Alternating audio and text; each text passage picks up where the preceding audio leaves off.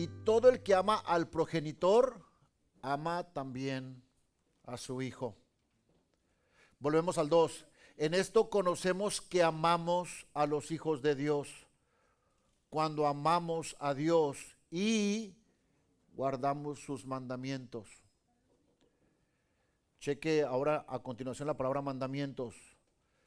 Pues este es el amor de Dios, que guardemos sus mandamientos. En esto se traduce el amor de Dios. ¿En qué? En que guardemos sus mandamientos. Y para que usted no se ponga triste, dice, y sus mandamientos no son gravosos.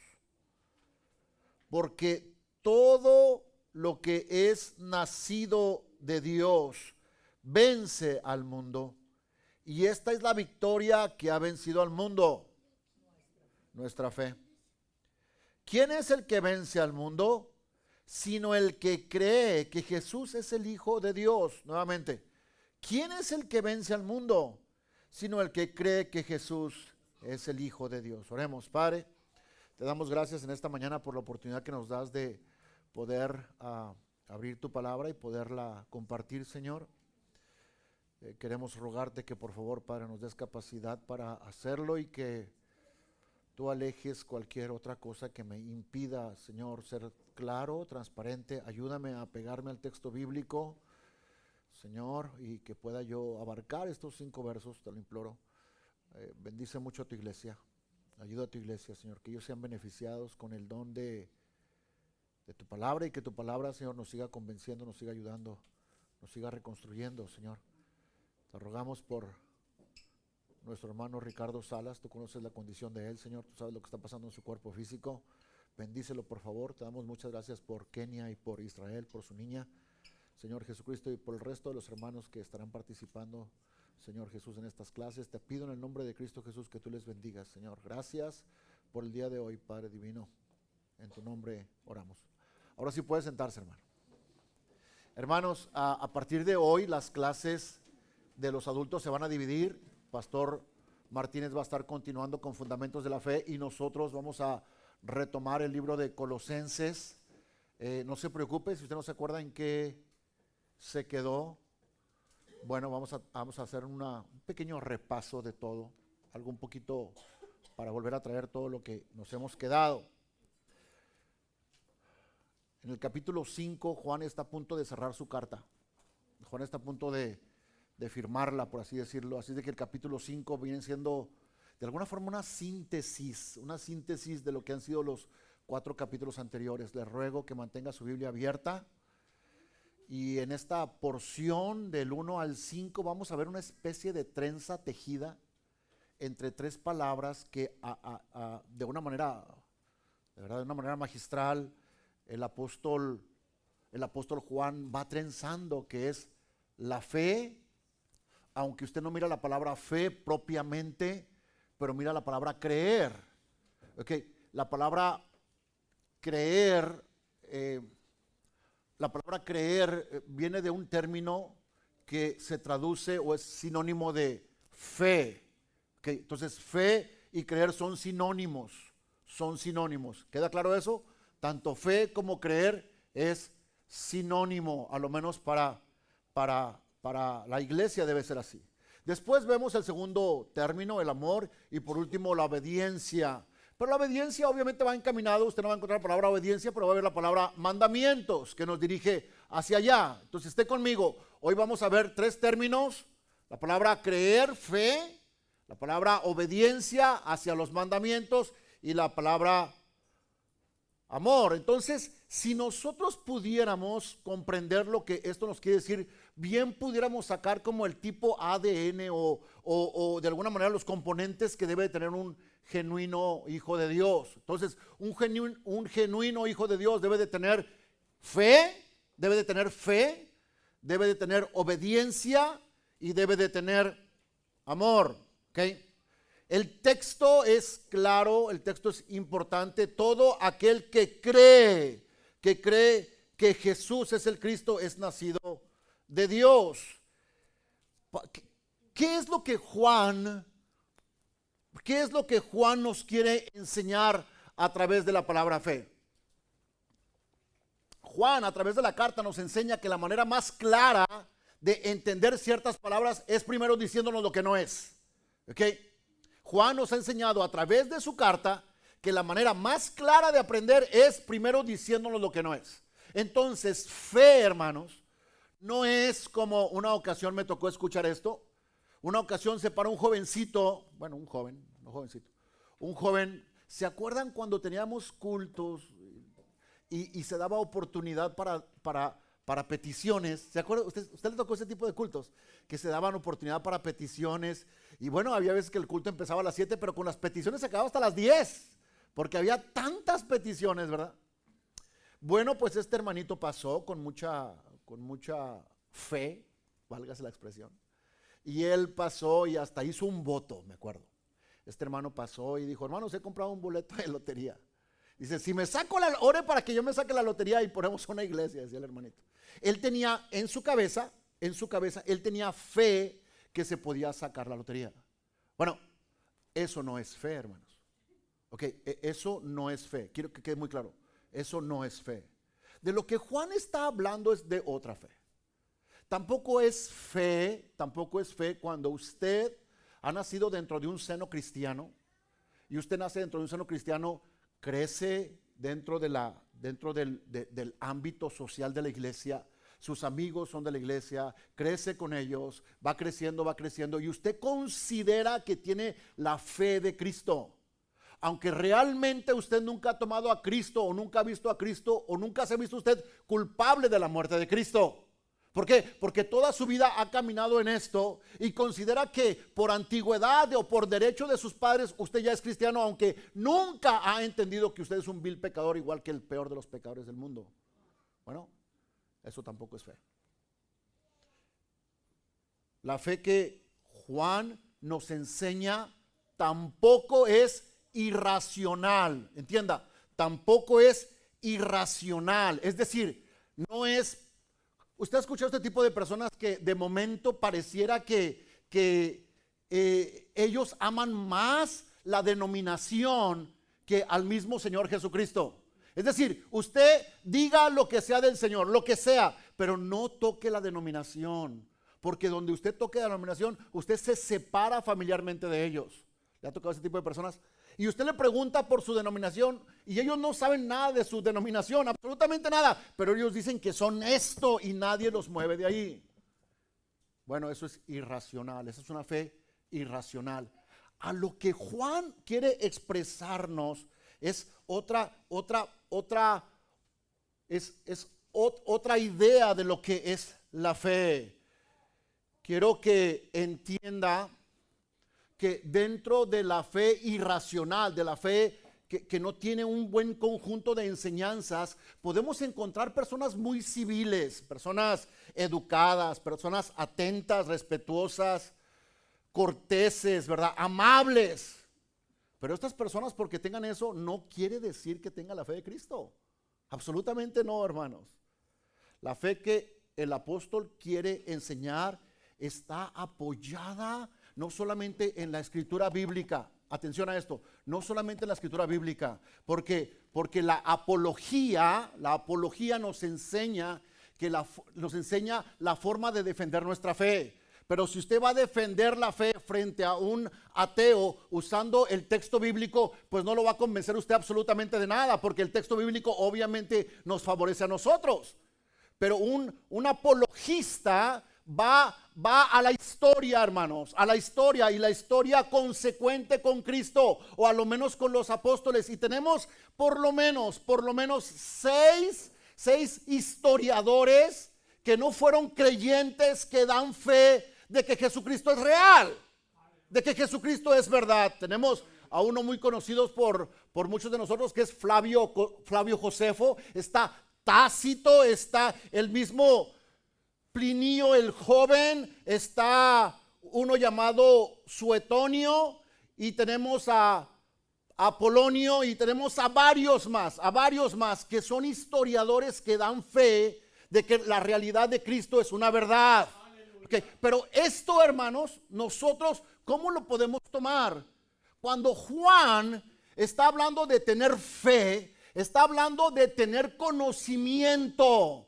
De tener conocimiento de quién es Cristo. ¿Ok? Hermano, póngame atención porque me quiero detener un poquito aquí. Cuando Juan habla de que creamos en Jesús, no es una fe ciega. No, para nada. Es que usted tenga elementos necesarios para que usted pueda creer en Jesucristo. Es más, de hecho, la fe no es ciega. La fe no debe de ser ciega. La fe debe estar apoyada y fundamentada en algo tangible como es la palabra de Dios. Eso debe de ser así. Y es lo que Juan en este momento quiere poner. Inclusive, o sea, la fe que Juan quiere enseñarnos para nada es pragmática o práctica, mejor dicho. Para nada. Es exactamente todo lo contrario. Exactamente todo lo contrario. La fe que Juan quiere enseñarnos es racional. Se puede comprobar. Cuando hablamos de algo racional, es que tiene comprobación histórica, tiene comprobación científica y tiene comprobación cultural social. ¿Ok? Entonces, la fe que Juan quiere enseñarnos es racional, se puede comprobar. Juan está diciendo, ustedes no hagan caso hacia este grupo de personas que está intentando traer un conocimiento el cual no tiene ninguna base, ningún fundamento. Ustedes no se metan por ahí. Nosotros tenemos un fundamento y una base, y nuestro fundamento y la base es Jesucristo mismo. Él es real. Él es real. El apóstol más bien quiere referirse a cosas más sencillas y comprobables, muchísimo más sencillas y comprobables. Juan quiere hablarles de una persona real. Juan quiere hablarles, hermanos, de alguien que reclamó ser el Hijo de Dios, probándolo a través de su obediencia, a través de su nacimiento virginal, confirmándolo con su muerte y reconfirmándolo con su resurrección. Es lo que Juan quiere decirles. Este es real. O sea, nosotros lo vimos y aquí hay muchos testigos de ellos. Inclusive la Biblia nos habla que más de 500 de ellos fueron testigos de la resurrección. Es un hecho real. ¿Cómo callas la boca de 500 personas? O sea, ¿cómo te pones, hermano? Si es que necesitamos trasladarnos a la época de lo que es el Imperio Romano. Necesitamos trasladarnos hacia allá. Cuando se ponía el sello y se firmaba con el anillo del emperador, hermano. Si usted rompía ese sello, usted era acreedor a muerte. A muerte.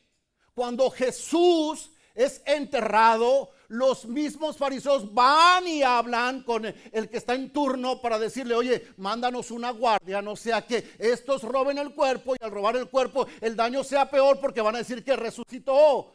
La idea era esa. ¿Cuál fue su sorpresa? Que el sello se rompió y la roca, la piedra fue removida. No era cualquier roca, era una roca que tenía que ser removida por varias personas y con diferentes herramientas para sellar la tumba.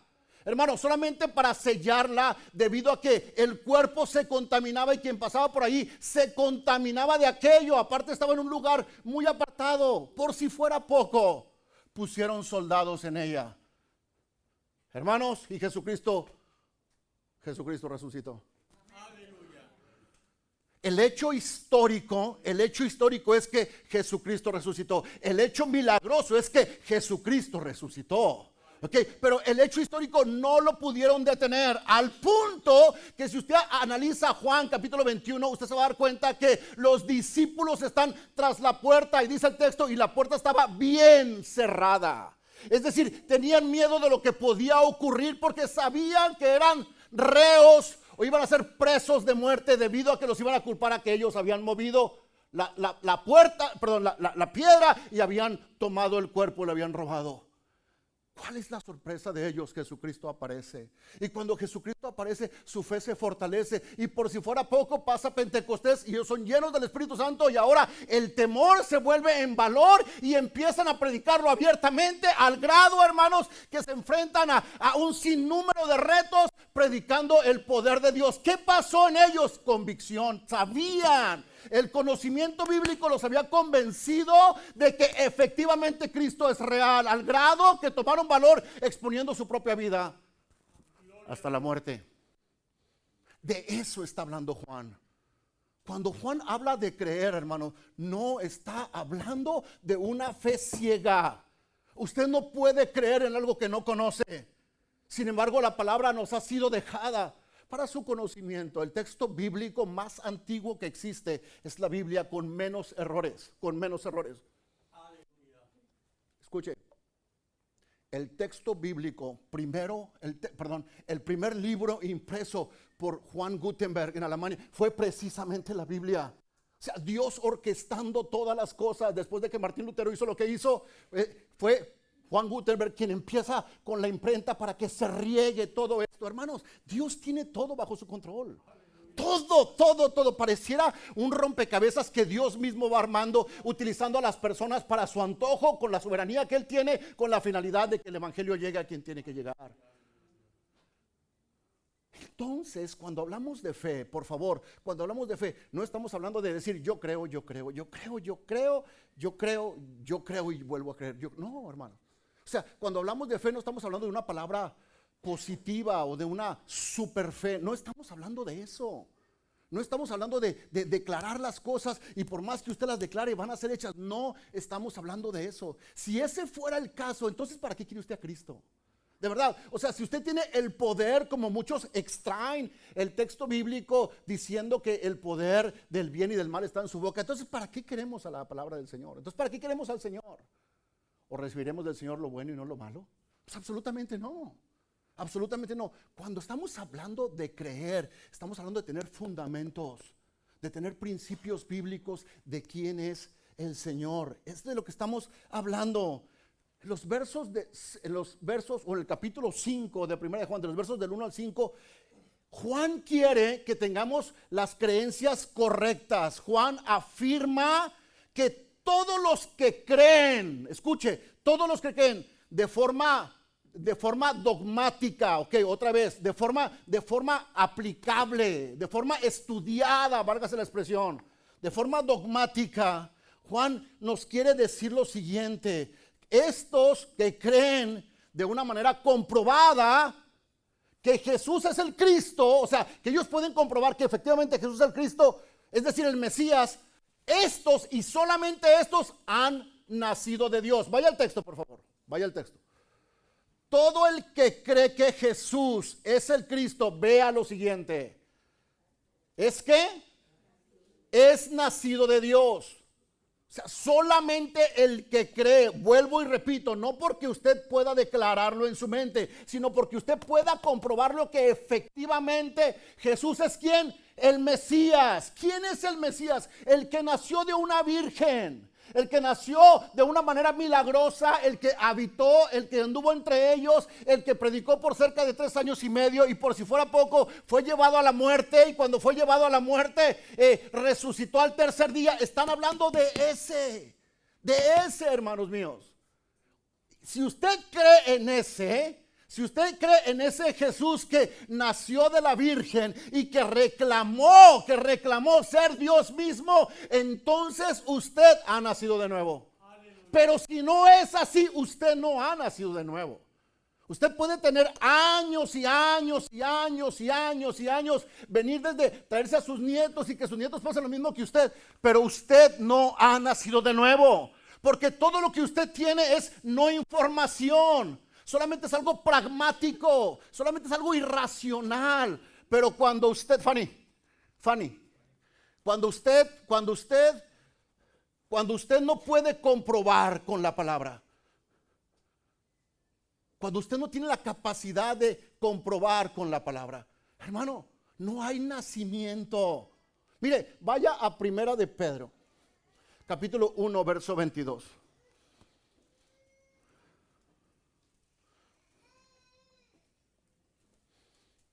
Primera de Pedro, capítulo 1, verso 22. Dice el texto bíblico así: habiendo purificado vuestras almas por la obediencia, ¿a qué? A la verdad. Por la obediencia a la verdad. Obediencia dijimos que es igual a ¿qué? A mandamientos. A mandamientos. Y también Juan nos enseña que la verdad es una persona. ¿Quién es la verdad? Cristo mismo. Entonces el texto nos dijera así: habiendo purificado vuestras almas por la obediencia a la verdad mediante el Espíritu, escuche, por el amor fraternal no fingido. ¿Qué tiene? O sea, hermanos, ¿qué hay entre Pedro y Juan? O sea, ¿por qué están hablando de lo mismo? Cuando Pedro escribió su carta muchísimo antes que aún el mismo Juan la escribiera. Juan la escribió en el año 90 más o menos. Pedro ya estaba muerto por ese tiempo. Ya estaba muerto. Y están hablando exactamente de lo mismo. De lo mismo. ¿Qué es lo que ocurre? Es el Espíritu Santo obrando en la vida de ellos dos, instruyéndolos qué es lo que tienen que escribir. Entonces habla y dice, perdón, gracias hermano, ya abro los pisos. Habiendo purificado vuestras almas por la obediencia a la verdad mediante el Espíritu, por el amor fraternal no fingido, vea el mandamiento, amaos unos a otros. Esta palabra entrañable es un hebraísmo. Déjeme le digo por qué. Porque ellos decían, así como usted dice, yo te amo con toda mi alma. Ellos no decían así. Ellos decían, yo te amo desde mi estómago, porque era lo más fuerte que había.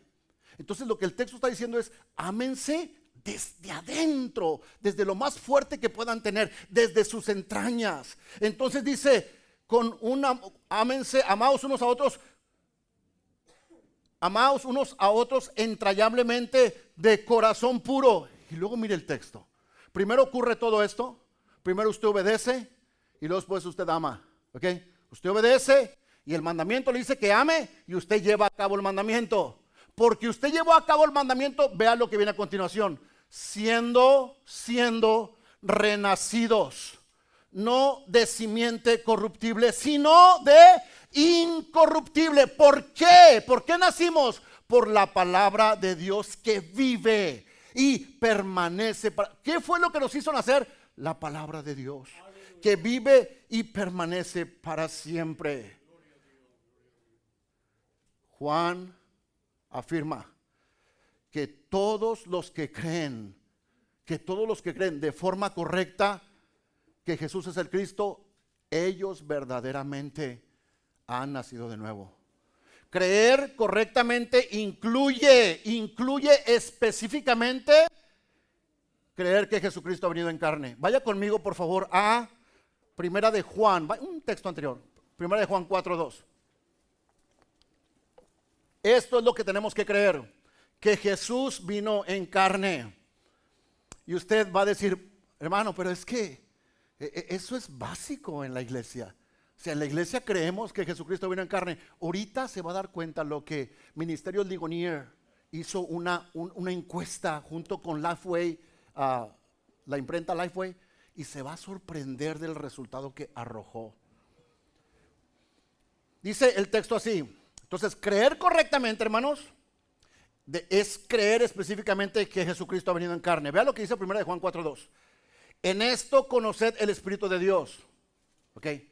Todo espíritu, dijimos que espíritu aquí es persona. Toda persona que confiesa, confesar es ser testigo de, que confiesa que Jesucristo ha venido en carne, ese es de quién? Ese es de Dios. ¿Ok? Tiene que confesarlo, pero confesarlo no es solamente pararse y repetirlo. No, es vivirlo, es entenderlo. Es entenderlo. Entonces el texto de 1 de Juan 4:2 nos está hablando de que en esto nosotros conocemos que verdaderamente el Espíritu de Dios habita en nosotros, que por medio del Espíritu nosotros tenemos el valor para confesar y arriesgar nuestra propia vida de que Jesucristo ha venido en carne. Pero no solo eso. El Hijo, también tenemos que saber que que Él es el Hijo de Dios y que aparte es el Salvador del mundo. Entonces, nosotros tenemos que entender que el Jesús histórico para muchos, verdaderamente para nosotros, no es solamente un Jesús histórico, sino que Él es el Hijo de Dios y que la función de Él fue salvar al mundo, según 4:14 del libro de 1 de Juan. Y nosotros hemos visto, dice el texto, y testificamos que el Padre ha enviado al Hijo. ¿A quién? al Salvador del mundo. 15. Todo aquel que confiese que Jesús es el Hijo de Dios, Dios permanece en él y él en Dios. ¿Qué tiene que hacer? Confesar que Jesús es el Hijo de Dios, que tiene la misma esencia del Padre. Ahorita vamos a ver algo que usted se va a recordar. Los que vienen de un ámbito católico romano se van a recordar. Es que pareciera obvio que todo creyente no duda que Jesús ha venido en carne, ¿verdad? Pareciera esto obvio. Bueno, estos ministerios Ligonier con Lifeway Research hicieron una encuesta y la pregunta fue sencilla. Hicieron una pregunta: ¿es Jesús Dios? Más de la mitad de los adultos estadounidenses, se hizo aquí, más de la mitad de los adultos estadounidenses, incluyendo el 30% de los evangélicos, hermanos, de los evangélicos, dicen que Jesús no es Dios. Que Jesús no es Dios. Pero la mayoría está de acuerdo en que fue un gran maestro, según los resultados de la encuesta. ¿Se está dando cuenta de lo que estamos hablando, hermano? ¿Se está dando cuenta? ¿Qué está ocurriendo? Que nos estamos quedando exageradamente cortos en reconocer, en saber, en estudiar quién es este Jesús. Para muchos es solamente un profeta, para muchos solamente un maestro, para muchos solamente un hombre histórico que estuvo solamente en la historia. ¿Saben por qué? Y aún seguimos peleando por el gnosticismo. Por el gnosticismo, donde este dualismo que enseña que la materia es mala y que el espíritu es bueno, enseñan que Jesús probablemente solamente llegó a un tiempo, habitó el cuerpo de ese Jesús que anduvo caminando, pero a la hora de la muerte lo dejó. Hermano, eso es mentira. Eso es mentira y eso echa a la borda el cristianismo. Es por eso que debemos de defenderlo. Lo echa a la borda, porque si este es el caso, todos los que estamos aquí vamos directitos al infierno.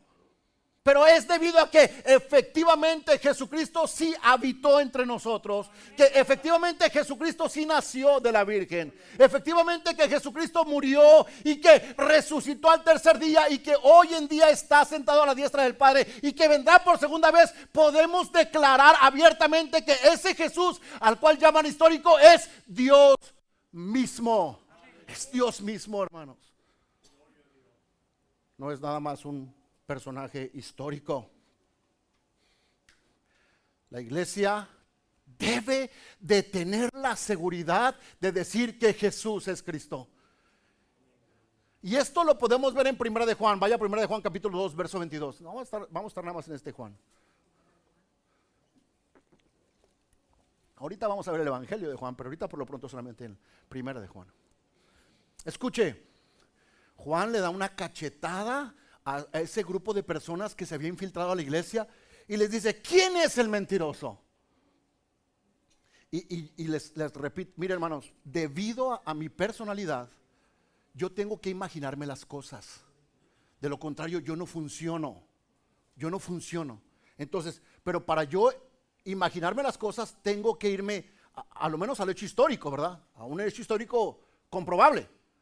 Y se dice que Juan era tan anciano, que lo llevaban y lo sentaban en una especie de banco, y desde ahí él predicaba a un grupo de personas. ¿Ok? Juan estaba ancianito, viejito estaba Juan, como no hay nadie aquí, viejito.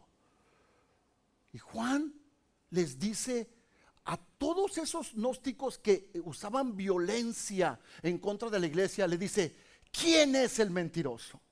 ¿Quién es el mentiroso? Sino el que niega que Jesús es el Cristo. Usted escucha estas palabras tal vez en un Pablo de apenas 55, 60 años, tal vez. O tal vez en un Pedro arrebatado. Con carácter fuerte y explosivo. Pero de un viejito escuchar: ¿quién es el mentiroso? Había pasión en él, hermano. Había pasión en él. ¿Quién es el mentiroso? Yo le aseguro que cuando él está escribiendo esta carta, yo le aseguro que no está tartamudeando al hablar y no tiene ningún temor, sino que lo expresa con braveza y con furor. ¿Quién es el mentiroso? Sino el que niega que Jesús es el Cristo. Este es el anticristo. ¿Quién? El que niega al Padre y el que niega al Hijo. ¿Por qué? Porque ambos tienen la misma esencia. Bueno, esta porción que acabo de leer ahorita, según los historiadores, forma parte o es posiblemente la formulación temprana del credo de Nicea. Del credo de Nicea. La palabra credo, hermanos, viene del latín creer y confiar. Creer y confiar. Okay. El credo niceno dice así, ¿se va a acordar usted ahorita? Creo en un solo Señor, Jesucristo, Hijo único de Dios, nacido del Padre antes de todos los siglos. A ver, repitan conmigo. Dios de Dios. Ah, sí se sabe, ¿verdad? El que le han enseñado en la iglesia católica, ese es el credo niceno. Ellos lo agarraron para ellos, pero ni siquiera lo aplican los amigos, ¿verdad? Creo en un solo Señor, Jesucristo, Hijo de Dios, nacido. Imaginen, hermano, con una sotana. Nacido del Padre antes de todos los siglos, Dios de Dios.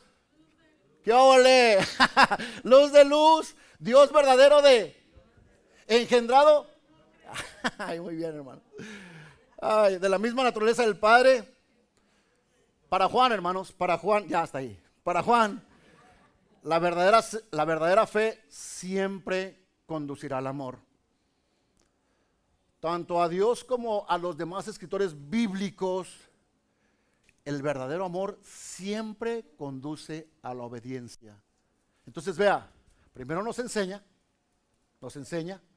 a través de la fe y luego después nos da de la obediencia, de su amor, para que llevemos a cabo el trabajo.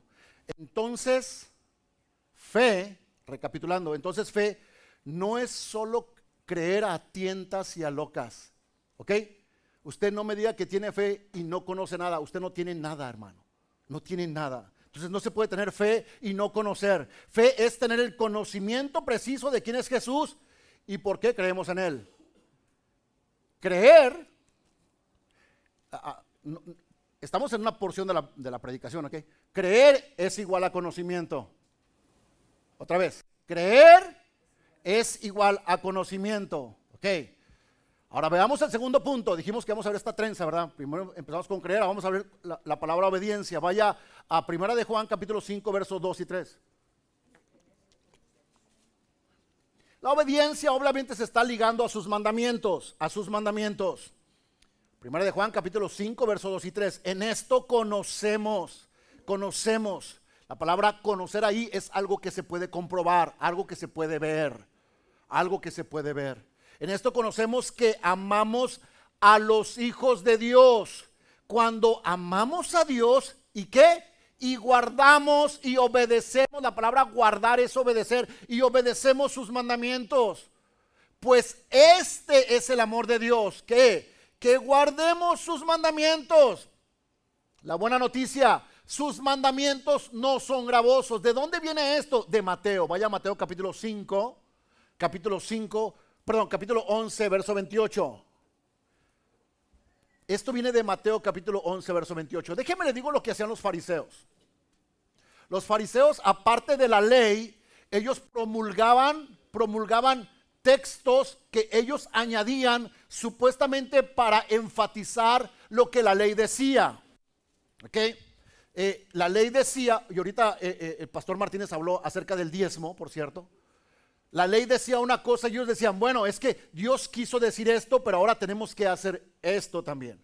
Por si fuera poco, Jesús obedeció algunas disciplinas que los fariseos los líderes religiosos habían puesto como reglas, entre ellas lavarse las manos. ¿Ok? Por eso Juan cuando está hablando aquí, él se está deslindando totalmente del legalismo de los fariseos. Él no está tomando en cuenta el legalismo.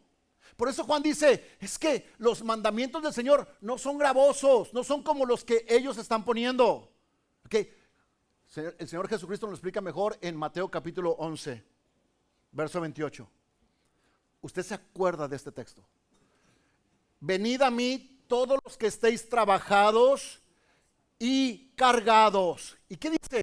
Y yo os haré descansar. Primero, está abriendo la puerta a todo mundo que reconozca que está hastiado de su vida pecaminosa. A todos. Y luego él dice, llevad, mira hermanos, voy a analizar poquito este texto. Llevad mi yugo, ¿de quién es el yugo? De Cristo, llevad mi yugo sobre vosotros. El yugo, para que trabaje, hermanos, debe de ponerse, pero hay yugos dobles, para que la yunta trabaje igual. El texto lo que nos revela es que no estamos solos. Es el mandamiento que se te pone, no lo vas a llevar tú mismo. Es lo que el texto dice, llevad mi yugo sobre vosotros. Es decir, yo te voy a acompañar para que caminemos en esta faena. Juan, en 1 Juan capítulo 5, versos 2 y 3, está diciendo, mis mandamientos no son gravosos. Jesús viene y dice, vengan todos ahorita, vengan todos los que están trabajados, los que están cargados, vengan, yo les voy a dar descanso de eso que han puesto sobre ustedes. Lleven mi yugo sobre vosotros y aprended. ¿Qué es lo que tienen que hacer primero? Aprender. Pero para aprender, primero tiene que desaprender. Aprended de mí que soy manso y humilde de corazón, y hallaréis descanso para vuestras almas. 30, porque mi yugo es fácil y es ligera mi carga. Cuando hablamos de fe, hablamos que fe es igual a conocimiento. Abra sus oídos, porque esto que voy a decir a continuación es sumamente importante. No se debe pensar que Juan está promoviendo un mero conocimiento intelectual. No, hermanos. O no se debe de pensar que Juan está promoviendo que solamente al conocer de Jesús es la única forma o el único requisito para ser hijo de Dios. No está diciendo eso Juan. Para nada está diciendo, porque de lo contrario se estaría contradiciendo con el resto de la palabra. Ya que la segunda mitad del verso del capítulo 5, verso 1, está indicando una dimensión ético/práctica. Está indicando que sí, tienes que tener conocimiento, pero también tienes que tener ética, tienes que tener práctica. O sea, que no puedes pretender que conoces mucho, pero no haces nada. Ese no es el punto. Juan lo que nos está hablando ahora aquí a través del amor es que si dices que tienes amor en tu persona, pero no lo practicas, realmente no tienes nada. Es lo que está diciendo, solamente eres un diccionario caminando, eres un teólogo caminando, pero que no expresa ningún beneficio de lo que supuestamente eres lleno. Entonces Juan está diciendo, sí, el conocimiento es bueno porque por el conocimiento se cree, pero también necesitamos la ética y la práctica. ¿Cómo? A través del amor. Es lo que está diciendo Juan. Para el apóstol, usted se va a acordar de esto, para el apóstol la madurez espiritual no está relacionada en qué tanto sabe, sino qué tanto ama. Otra vez. Para el apóstol Juan, la madurez espiritual no está relacionada en qué tanto sabe, sino qué tanto ama, qué tanto obedece el mandamiento de amar. Es lo que para Juan es. La madurez espiritual se logra, y hermanos, si usted estuviera en estas clases los martes, usted lo aprendería. Se logra a través de parecernos cada día más a Jesucristo. Vea Filipenses capítulo 3, verso 12. Verso 12 al 14. Después de la salvación, cada cristiano comienza el proceso de su crecimiento espiritual con la intención de ser maduro espiritualmente. Según el apóstol Pablo, esta madurez espiritual es un continuo crecimiento que nunca terminará en esta vida.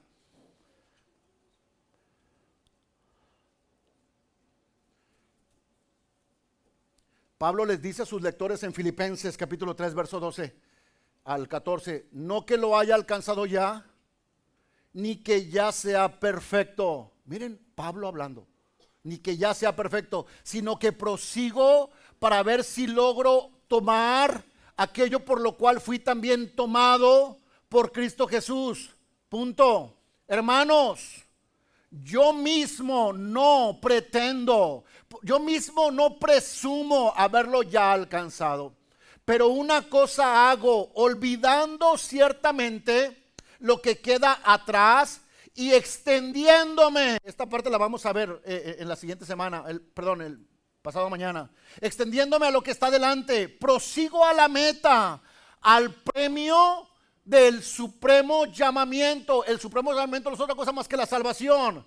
Al supremo llamamiento de Dios que es en Cristo Jesús. Al igual que Pablo, debemos de proseguir continuamente hacia el conocimiento más profundo de Cristo. La pregunta es ¿para qué? ¿Solamente para llenarnos de un conocimiento? Pues absolutamente no, hermanos. La intención es que la palabra transforme el interior y lo que hagamos, lo hagamos de una manera legítima y sacrificial como Cristo lo hace. Entonces, el apóstol Juan nos está enseñando que para obedecer primero tengo que conocer el mandamiento y después de conocer el mandamiento hacer lo que Dios me dice y por último aplicarlo, porque si conozco el mandamiento pero no lo aplico, pues de nada sirve. Tengo que aplicarlo. ¿Cómo lo aplico? El tercer punto, a través del amor. Vaya a 1 de Juan capítulo 5 verso 1 al 3. A través del amor. Hoy va a aprender usted también otra palabra nueva y esa la vamos a ver en el Evangelio de Juan. Todo aquel que cree que Jesús es el Cristo es nacido de Dios, y todo aquel que ama al que engendró, ama también al que ha sido engendrado por él. 2. En esto conocemos que amamos a los hijos de Dios. ¿Cuándo? Cuando amamos a Dios y cuando obedecemos sus mandamientos. El 3 es revelador. Pues este es el amor de Dios. ¿Cuál es el amor de Dios? Pues este es el amor de Dios. ¿Cuál? Que guardemos sus mandamientos. Ahora, hermanos, dése cuenta, el amor de Dios no se impone a nadie. A nadie. Aquellos que vienen a Él lo hacen en una plena respuesta del llamamiento que Dios les ha dado. No se le impone absolutamente a nadie. El amor de Dios muestra bondad hacia todos. Jesús mismo por amor iba haciendo bien a todos según Hechos capítulo 10 verso 38. El amor, hermanos, no, escuche lo que le voy a decir porque yo creo que aquí va a haber un choque. El amor no demanda, el amor no demanda obediencia. Dios en ningún momento demanda de su obediencia. Más bien, usted obedece voluntariamente porque Dios lo amó a usted primero. Aleluya. ¿Ok? Dios no demanda. Vaya, solamente el Hijo de Dios, y yo creo que se expresa mejor de esta forma, solamente el Hijo de Dios puede amar voluntariamente. Pero si hay una persona que reclama ser hijo de Dios y está amando a la fuerza, tal persona por el hecho de amar a la fuerza no es hijo de Dios. ¿Por qué? Porque el Hijo de Dios voluntariamente lo hace. ¿Por qué sabemos esto? Por Jesucristo, que es nuestro mayor ejemplo. Él voluntariamente hizo lo que hizo. ¿Por qué causa? Por el amor. Por el amor. Es decir, Jesús se entregó en la cruz del Calvario por causa del amor. Jesús se expuso a sus asesinos. ¿Por qué causa? Por el amor. Jesús se expuso a aquellos que lo humillaban. ¿Por qué causa? Por el amor. Jesús se expuso en una cruz del Calvario. ¿Por qué causa? Por el amor. Jesucristo se dejó traspasar. ¿Por qué causa? Por amor. Voluntariamente. Entonces, ¿qué quiere Dios de nosotros? Que voluntariamente lo amemos. Dice Juan capítulo 14 verso 31. Mas para que el mundo conozca que amo al Padre y cómo el Padre me mandó, dice el mismo Jesucristo, así mismo lo hago. O sea, yo obedezco lo que Él me amó, lo que Él me mandó, y por eso yo lo hago. Juan, un capítulo anterior, capítulo 13, verso 34, dice, un mandamiento nuevo os doy. Ahora, quiero que vea que la palabra amor no lo está llevando Juan de lo que es el Hijo de Dios, el cristiano, hacia el Padre. No, es que ya pasamos esa parte. Ahora Juan está hablando en el capítulo 5 de 1 de Juan, del 1 al 5, está hablando del amor entre los creyentes.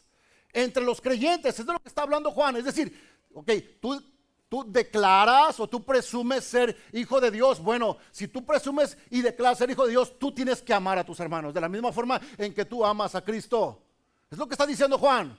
Pero recordemos que tanto primera, segunda y tercera de Juan y el Evangelio de Juan prácticamente se escribieron por la misma época, del año 85 en adelante.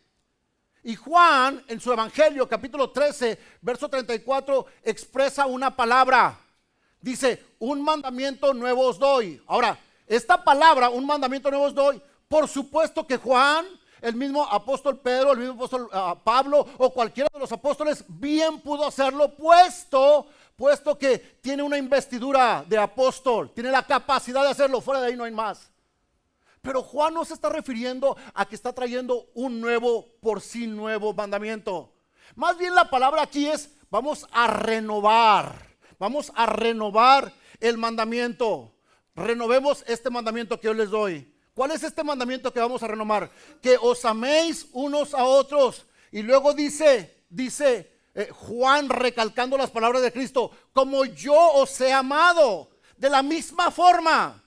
Ahora, esto es revelador, porque no es solamente amarlo a la capacidad que usted tiene de amar.